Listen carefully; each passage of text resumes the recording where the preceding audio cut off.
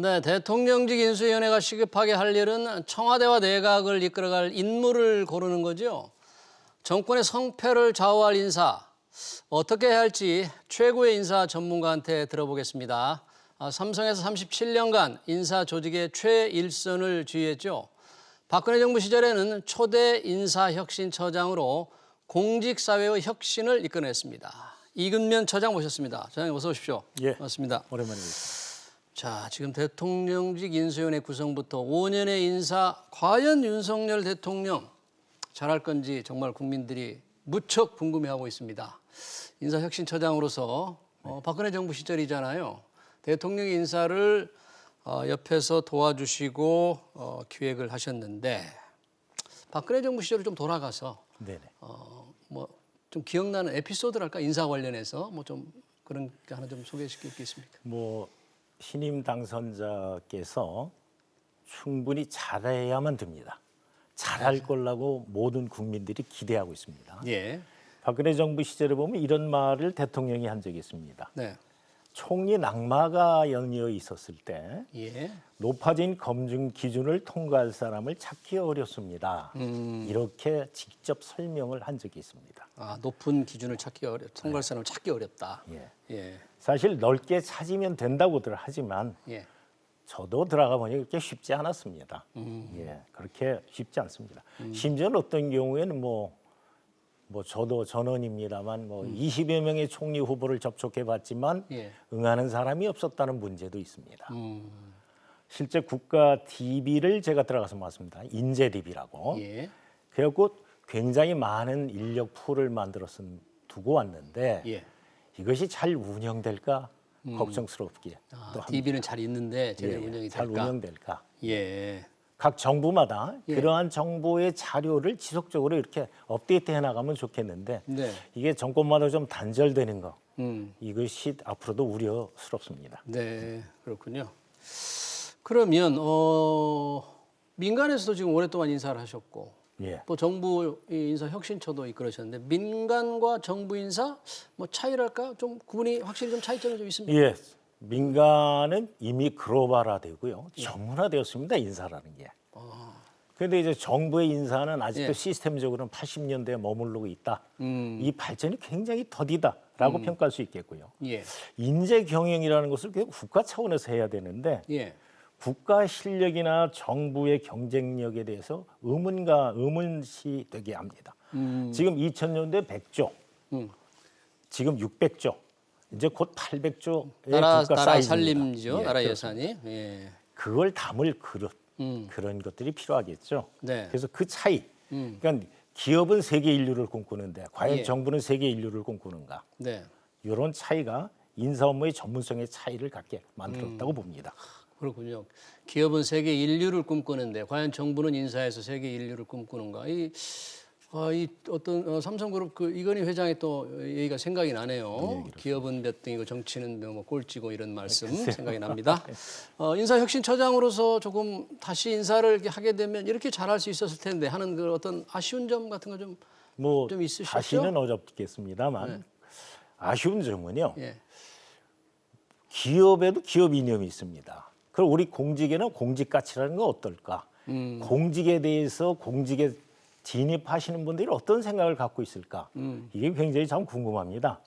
공무원 능력은 과연 우리나라에서 최고 엘리트 집단입니다. 예. 이들이 마음껏 일하게 하는 시스템이 돼 있는가? 예, 이게 너무 문제죠. 공직은 봉사직이지요. 예. 다른 곳으로 가는 디딤돌이 돼서는 안 된다고 봅니다. 다른 곳으로 가는 디딤돌이 돼서는 안 된다. 근데 뭐 경력 관리용으로 쓰시는 분도 있으니까 예. 국가 전체의 미래를 보고 탄력적인 조직 운영을 할 수 있는가? 이것은 뭐 여야를 불문한 국가의 미래에 대한 과제라고 봅니다. 하여튼 훌륭한 공무원 집단 이들을 어떻게 전문화시키고 마음껏 일하게 하느냐 예. 하는 것이 앞으로 인류 국가의 아마 문제 관건이라고 봅니다. 네.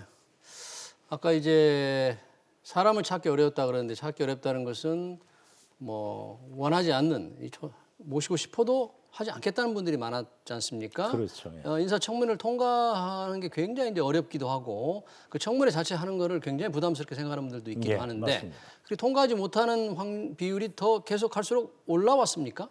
올라왔습니다. 노무현 정부의 시절보다 이명박 정부에서 2배, 다시 박근혜 정부에서 2배. 네.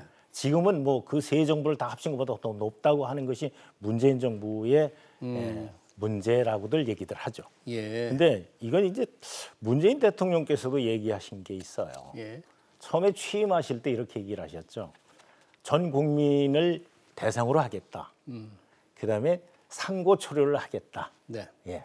그다음에 이제 말씀하신 게 진영 논리 이런 걸 없애겠다 이런 얘기를 하셨는데 지금에 와서 보면 됐는가 싶은 문제지요. 예. 그래서 직접 이런 말씀도 하셨죠.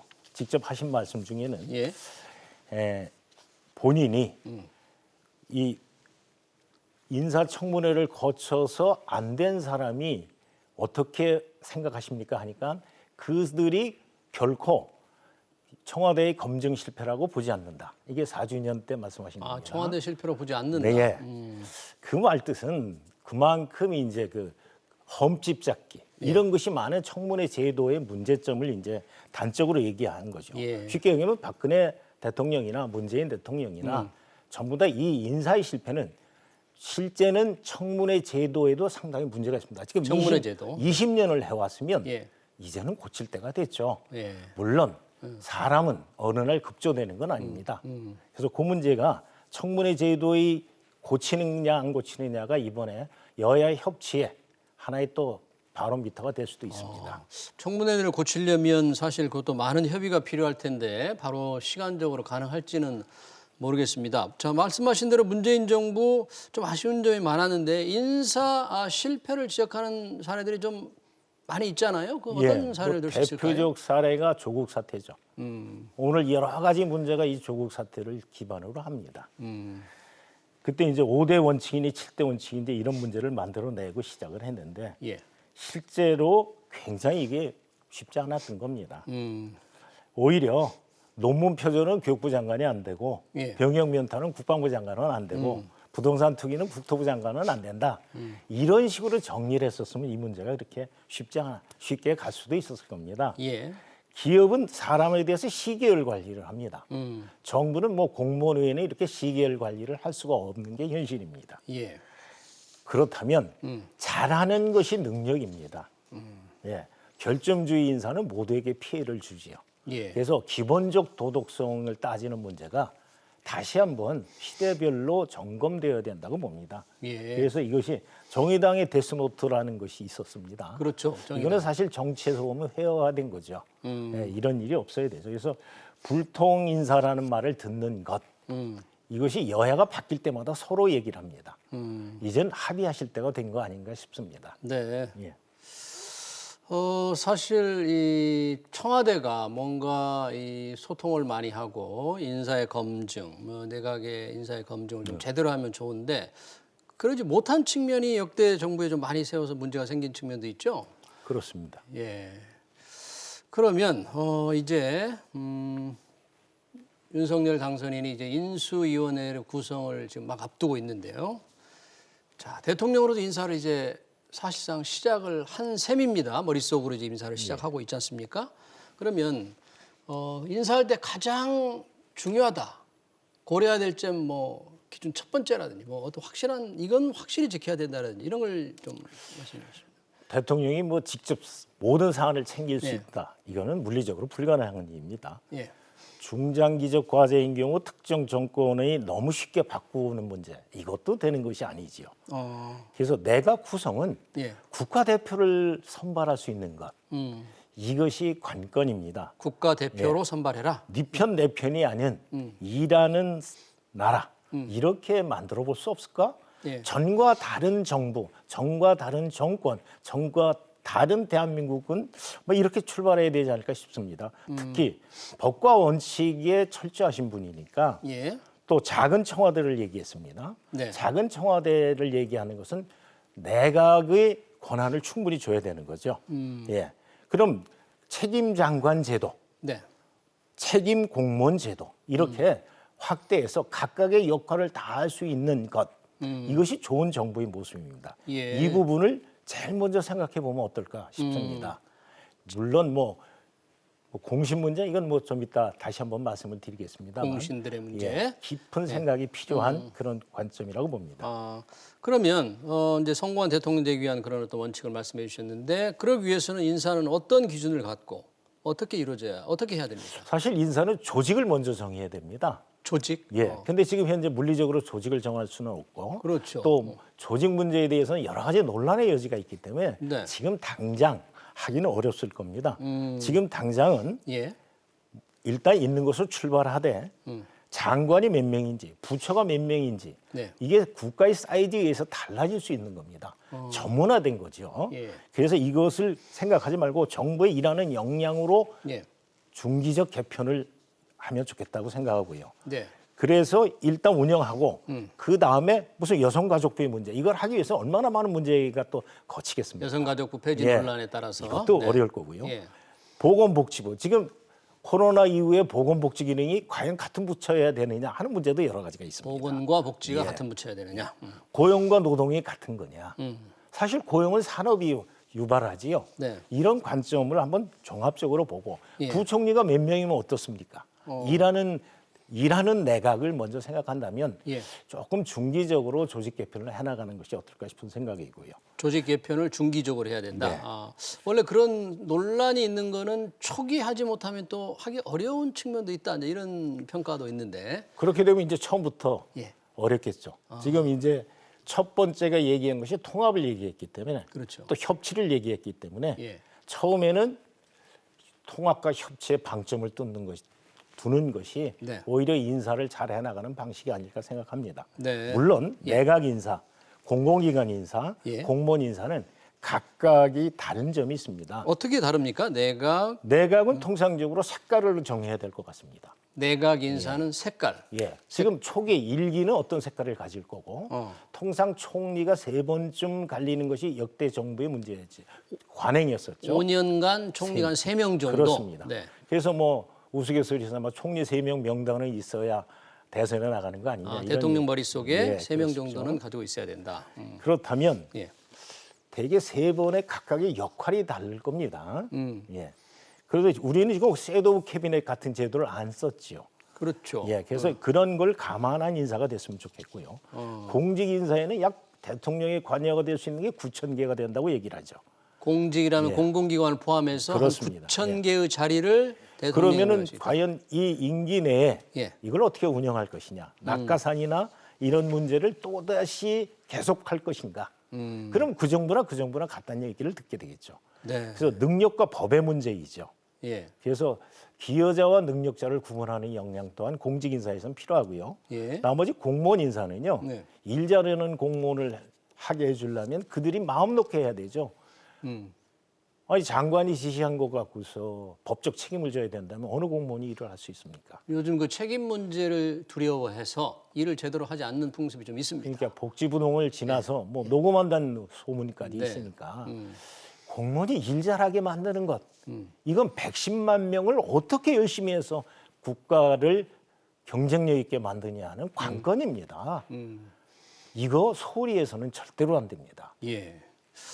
지금 말씀하실 때 5년의 통치를 하려면 총리 3분 정도는 머릿속에 갖고 있어야 된다. 그러면 3분이라 하면 3번의 이제 3기 내각을 정도는 생각해야 된다는 얘기인데 뭐 지금 그렇습니다. 윤석열 당선인 예. 그 정도 생각을 하고 있을지 없을지 모르겠습니다만 그러면 지금 구성을 하려고 하는 첫 번째 내각 좀 어떤 게 가장 적합할까요?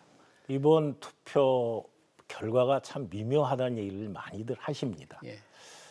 당선인께서 현충원을 참배하고 제일 먼저 기록한 것이 통합과 번영입니다. 통합과 번영. 예. 이 통합과 번영에 저는 답이 있다고 봅니다. 제1기 내각은 통합 내각이어야 되죠. 그래서 첫 번째 내각은 좀 덜 정치적인, 탈정치적인 게 좀 필요하다. 그런 내각이고 이념이나 이런 진영 논리를 좀 초월했으면 좋겠다. 네. 통합에 방점을 두는 내각. 네. 그러고 나게 되면 이제 두 번째 내각 정도가 나타나죠. 네. 그럼 두 번째 내각에서는 그동안에 이제 첫 번째 내각에서는 뭐 인수위만 정책을 다듬는 게 아니라 첫 번째 내각에서도 중장기적인 정책에 대한 입안을 충분히 해나가겠죠. 첫 번째 내각에서요. 예, 네. 그럼 두 번째 내각에서 실행 내각이 돼가지고 예, 통합 내각보다는 이제 번영의 내각. 음. 그래서 그 두 번째 내각이 실행 내각, 집행의 내각, 국가 로드맵을 갖는 내각. 이런 식으로 이게 발전돼 나가면 좋을 것 같고요. 백내각. 예. 네. 세 번째는 미래를 보는 내각. 다음 정부를 위한 그게 어디가 되든 다음 정부의 디딤돌이 되는 내각. 예. 이런 칼라를 대략적으로 그린다면 예. 어떤 사람을 써야 될까의 그림이 그려질 거라고 봅니다. 어. 근데 이런 칼라가 없다면 예. 우리가 지금 수성기인지 창업기인지 성장기인지에 대한 구분이 사람 기용이 굉장히 중요하겠죠. 그래서 국민을 어떻게 보느냐 하는 부분에서 뭐 국민연구 개혁 같은 거 이거 당장 해야 되겠죠. 시작은. 네. 그렇지만 결과까지 상당히 오래 갈 겁니다. 그렇죠. 이렇게 초기 내각에선 중장기 진행 과제는 출발은 시키되 예. 이 점차적으로 다듬어 가야 되지 않나 이런 생각을 합니다. 예. 그러다 보면 이제 부분별로 보면 예. 국방, 외교, 통일 이런 쪽은 진영보다는 국가의 미래입니다. 예. 좀 더 멀리 보면 좋겠죠. 장기적인 관점에서 국가의 신인도고요. 예. 국제에서의 국격이고요. 이런 것을 좀 넓게 봤으면 좋겠고요. 예. 그다음에 이제 사회 정책이나 이런 것은 우리가 지향하는 복지국가의 모습은 과연 무엇인가? 뭐 몇 명이 잘 살고 몇 명이 못 산다 이런 것보다는 예. 사회가 어디까지 보듬고 배려하고 도움을 주는 국가가 예. 좋은 국가일까? 뭐 흔히 얘기로 십시일반의 국가가 좋으냐? 예. 9명이 1명을 도와주는 국가, 1명이 9명을 도와주는 국가, 어떤 국가를 만들고 싶은가가 네. 복지국가의 그림이어야 될 것 같고요. 예. 교육적인 경우는 뭐 교육은 교육부 폐지론도 뭐 일부 있습니다만 국가 경영의 사람의 자원은 진짜 중요하죠. 그럼 국가 경영적 차원에서 우리 젊은이들을 어떻게 성장시켜줘서 심지어는 그것이 일자리 대책도 됩니다. 그렇죠. 국가 예. 경영 예. 차원에서의 교육 문제를 짚어볼 필요성이 있겠죠. 네. 뭐 그런 어떤 내부 어떤 그런 내용별로 보면 그렇고요. 예. 예. 뭐 각각의 이제 개별적으로 보면은요 이런 예. 문제가 있겠죠. 전문가의 말을 들어야 되는 영역이 있습니다. 전문가를 예. 중시해야 될 영역, 그런 영역. 예. 네. 뭐 본인의 어떤 신념 이거 갖고 국가가 만들어지는 건 아니지요. 그렇죠. 예. 전문가의 영역은 전문가에게 좀 존중하고 공무원은 좀 믿고 일했으면 좋겠어요. 공무원을 뭐 믿지 않는다. 공무원을 되게- 공무원스럽게 해야죠. 되게 과거 정부를 보면 들어서자마자 공무원에 대한 불신이 있어서 공무원보다는 외부 이런 어떤 교수라든지 이런 정치인들을 좀 중시한 경향이 있었어요. 물론 윤석열 당선인이 이제 공무원 출신이니까 좀 다를 수도 있을 것 같은데. 공무원은 믿어야 될 존재죠. 국민의 대표자고 봉사자입니다. 그들 또한 예. 그런 시각이 필요한데 그들을 단순히 정권이나 정책의 하부 구조로만 이해한다는 것은 예. 이건 조금 다르게 봐야 된다고 보고요. 예. 집행부서에는 학자 출신보다는 뭐 오히려 경륜이 있는 공무원이나 심지어는 군 출신 이렇게 경륜이 높은 사람을 사용하는 것이 집행부서에는 훨씬 좋을 겁니다. 집행부서에. 예. 그다음에 이제 국가 사이즈가 엄청 커졌지 않습니까? 예. 경제가 국력입니다. 지금 글로벌하게 성장한 기업을 운영했던 기업인들 많습니다. 이 기업을 했던 제3섹터의 사람들을 우리는 사용하지 않죠. 해외 경영 굉장히 많이 사용합니다. 아 그래요. 예. 기업을 운영해봤던 그런 예, 전문 그렇죠. 경험을. 근데 우리는 이들은 자원으로 활용하지 않습니다. 재미있는 것은 뭐 노동운동을 하신 분은 정관계에 많이 나옵니다만 네. 기업을 하신 분들은 사용하지 않습니다. 이들은 국제적 경쟁력을 갖춘 사람입니다. 오히려 이 그런 경륜을 왜 훌륭한 국가가 자원인데. 사장합니까? 네. 이런 부분도 한번 짚어보면 좋겠다. 네. 이렇게 생각을 네. 듭니다. 지금 저희 앞에 인수위원회 구성 때도 지금 얘기했는데 윤핵관, 윤석열 핵심 관계자 지금 인수위원회 아마 중요한 역할을 할 거다. 그런데 그런 분들은 좀 어떻게 해야 될까요? 윤핵관 하면 이제 측근과 공신의 문제고 문고리 권력에 대한 문제가 국민들이 우려하는 부분이겠죠. 예. 대개 창업을 하시는 창업주는 그들을 어떻게 대접하느냐가 성장과 발전에 한나라의 유박 네. 얘기 거기 장량의 사례가 있죠. 네. 지난 정부의 양정철 씨가 굉장히 처신을 조심했습니다만 성공적 대통령을 위한다면 스스로의 거취를 택할 필요성이 있겠죠. 네. 성공을 기원하면 뭐 마쿠도 있지 않겠습니까? 예. 실제적으로 내각에 들어간다는 것은 뭐 오히려 책임이 있는 거 아니냐. 청와대는 뭐 많이들 들어가셔도 되겠습니다만 청와대 들어가는 거는 괜찮지만 오히려 청와대는 공무원 숫자보단 그러한 정책을 집행하는 사람, 기획했던 사람들이 많이 들어가는 게 좋겠죠. 네.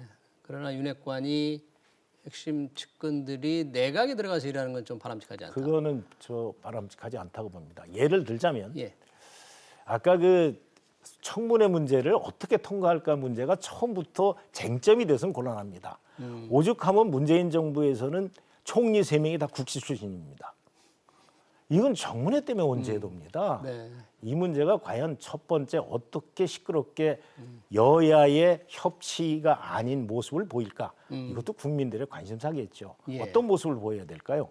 이 생각을 하면 예. 처음부터 윤핵관에 대해서는 뭐 두 번째 실용내각에서는 엄청나게 많이 기용을 해도 됩니다만 첫 번째는 좀 많이 고려해보고 예. 오히려 조언자의 역할로서 마쿠로서 정책 기한자의 역할로 하는 것이 어떨까 싶은 생각이 있습니다. 또 하나는 이제 선거 공신 문제가 사회에서 이제 상당히 심각한 문제가 됐죠. 네. 여러 가지 뭐 장관들이 뭐 그런 산하 기관의 인사 문제로 구금되는 사례도 그렇습니다. 있었습니다만 네. 선거 공신은 대통령의 대통령직을 수행하는데 도움이 돼야 되느냐 걸림돌이 되느냐는 사회적 합의가 필요합니다. 선거 공신에 대한 처우 어디까지 할 건가? 사회적 물론 합의가 좀 필요하다. 능력이 있는 사람들에 대해서는 예, 예. 그 능력에 적재적소하면 되겠죠. 근데 국민은 그런 시각으로 보고 있는가? 이 문제가 이제 이 정도 왔으면 예. 다른 해결책을 찾아야 될 때가 됐죠. 네. 시스템화해서 바꿔야 된다고 봅니다. 예. 지금 일각에서는 이제 윤석열 당선인이 검찰에서만 있었지 않습니까? 그리고 검사는 이 범죄를 규명하는 잘못된 것만 바로잡는 사람이다. 그래서 과거를 보는 분이지 미래를 생각하시는 습관이 좀 상대적으로 떨어진다. 네. 그래서 인사에 조금 걱정을 하는 분들도 있는데 우리 처장님도 그런 걱정을 좀 하고 계십니까? 저는 문제 없을 것이라고 봅니다. 왜요? 최소한데 이분은 공인 의식을 가지고 예. 공무원으로 26년을 일했습니다. 네. 다듬어졌다는 거지요. 그렇기 때문에 일의 절차와 순서, 네. 지식은 전문가의 도움을 받으면 되지만 예. 충분히 판단할 수 있는 훈련된 사람이라고 봅니다. 더욱이 개인적으로 뭐 구술을 했다는 뭐 이야기가 있습니다만 그 힘든 시간이 네. 사람에게 보태주는 어떤 내공이라는 게 있겠죠. 우리가 지난번에 뭐 걱정했던 네. 정치인의 변신 8개월 만에 훌륭하게 하지 않았습니까? 네. 너무 많이 변해서 저는 오히려 개인적으로 덜 변했으면 좋겠다. 정치인이 덜 됐으면 좋겠다. 뭐 이런 생각을 합니다만. 예. 하여튼 정치란 뭐 하나를 주고 하나를 받는다고 그러죠. 예. 하지만 국민에게 보는 시각이 훨씬 중요하죠. 네. 어떻게 국민을 바라보느냐. 여소야대에서도 결국은 국민을 바라볼 수밖에 없지 않겠습니까? 고난을 위임한 국민을 무섭게 생각하고 시간과 역사를 생각한다면 5년입니다. 네. 멋지게 해나가려고 봅니다. 더욱이 이제 뭐 우려하는 미래에 대한 그림에 대한 얘기를 네. 자꾸 하는데 이건 뭐 안철수 대표와의 공동정부 이런 부분이 있기 때문에 그분이 갖고 있는 미래라는 영역을 적절히 집어넣어 준다면 그런 국민의 우려도 불식될 거라고 저는 보고요. 예. 하여튼 현대의 권력은 인사에서 나옵니다. 인사의 요체는 믿음입니다. 사람을 쓰면서 믿어야 합니다. 우리가 지금 보면 대통령은 경험에서 오는 것만 갖고 하는 사람은 아닙니다. 예. 정치인이 아니고 윤석열 당선인은 대통령이어야 하지 않겠습니까? 그렇죠. 네. 그것도 우리 대한민국 모두의 대통령. 이 윤석열 이 총장 출신의 검찰 출신의 이 대통령 당선인이지만 그래도 공직의 26년의 경험이 인사에 큰 문제는 없을 것이라는 생각이신데 당장 꾸려야 될 대통령직 인수위원회. 네. 이 인수위원회는 어떻게 운영을 하면 좋을까요? 당장 이제 바로 해야 되는데. 이런 얘기를 하고 싶습니다. 대통령께서 앞으로 어디에서 사냐? 청와대에서 안 산다. 이런 얘기했죠. 네. 이거 뭐 지난 정권에서도 했습니다. 쉽지 않은 일이지만 뭐 이번에는 광화문 서울청사로 이번엔 믿어지죠. 예. 뭐 대통령 영부인도 배우자로 불러달라. 이렇게 탈권위화 라고 얘기를 하지요. 예. 그런 모습이 아마 좋은 결과로 올 거라고 봅니다. 그렇지만 국정 철학 이런 말을 안 쓰면 좋겠습니다. 국정 철학이라는 말. 왜 예, 그런가요? 역대 정부가 국정 철학이런데 이게 무슨 철학입니까? 방향, 예, 정책 방향, 국가 목표, 비전, 국가 목표. 예. 국가 비전 이런 얘기를 써야죠. 예. 국정 철학이라니까 마치 개인이 예. 아주 다른 사람 같이 들리지 않습니까? 네. 예, 이런 부분은 사람을 존중하는 게 아니고 자리를 존중해야 되는 거죠. 예. 예. 그런 점을 좀 유념했으면 좋겠고요. 예. 당선인 공약을 전면 재검토해야 된다고 생각합니다. 전면 재검토해야 된다는 예. 것은 본인이 당선되기 위해서 약속한 걸 버릴 건 버리라 그런 얘기예요. 그렇죠. 경중왕급을 구분해야 되겠죠. 예. 그거를 공약이라고 다 한다. 그만큼 충분히 검토된 공약이라고 국민들이 생각하시는지는 모르겠습니다. 네. 이것은 심각하게 국가의 5년이고 나아가서 100년 대계를 위해서도 예. 경중왕급을 구분해야 되겠고요. 예. 예, 통상 장관도 예. 3명씩 사용합니다. 한 부처 5년 동안. 5년간. 예. 네. 뭐 1년 6개월에서 2년 하고 나면 그 장관이 뭘 알겠습니까? 네. 부처를 장악하다가 볼일 끝나죠. 예전에 저는- 뭐 1년 하면 길었다고 막 그랬어요. 저는 참모는 1년에 한 명씩 바꿔도 된다고 봅니다. 예. 청와대는 뭐 1년에 한 명씩 수석을 바꿔도 됩니다만 예. 장관은 5년짜리가 있었으면 좋겠습니다. 대통령 임기를 같이 예, 하는 장관이 같이 하는 있었으면 장관. 좋겠다. 그 5년 동안 흔들림 없이 일할 거다. 예. 이런 장관이 모습을 보이고 싶죠. 우리가 선진국에서 뭐 이런 사례가 꽤 있습니다만. 임기 예. 대통령 임기와 예. 함께 하는 장관들이 있다 이거죠.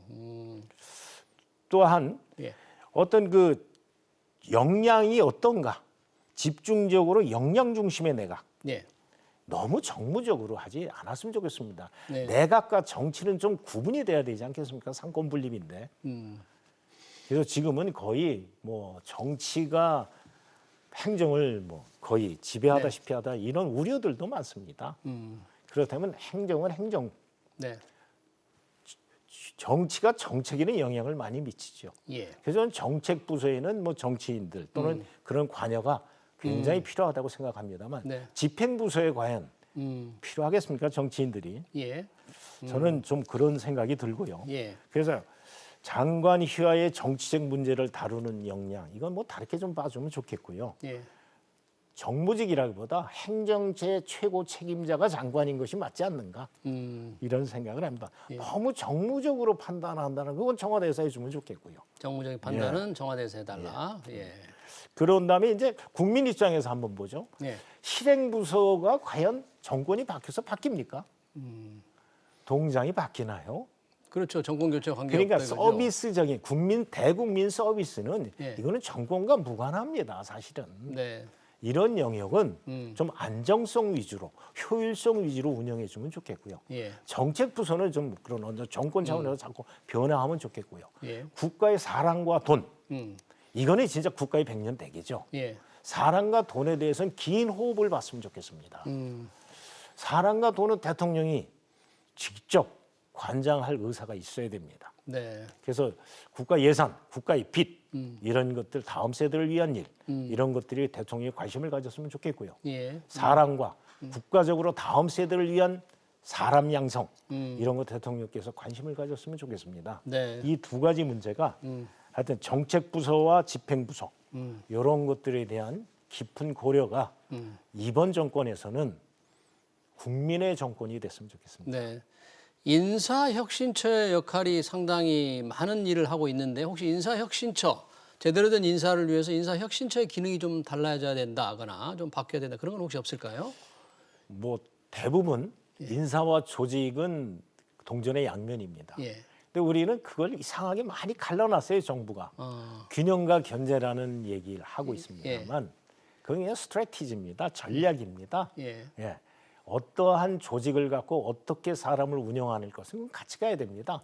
그리고 그건 되게 굉장히 전문화된 그런 역량입니다. 예. 전 세계적으로 전문화돼 있고요. 예. 근데 이런 부분을 대한민국의 다음 성공, 태평양의 기적 정도를 만들고 싶다면 예.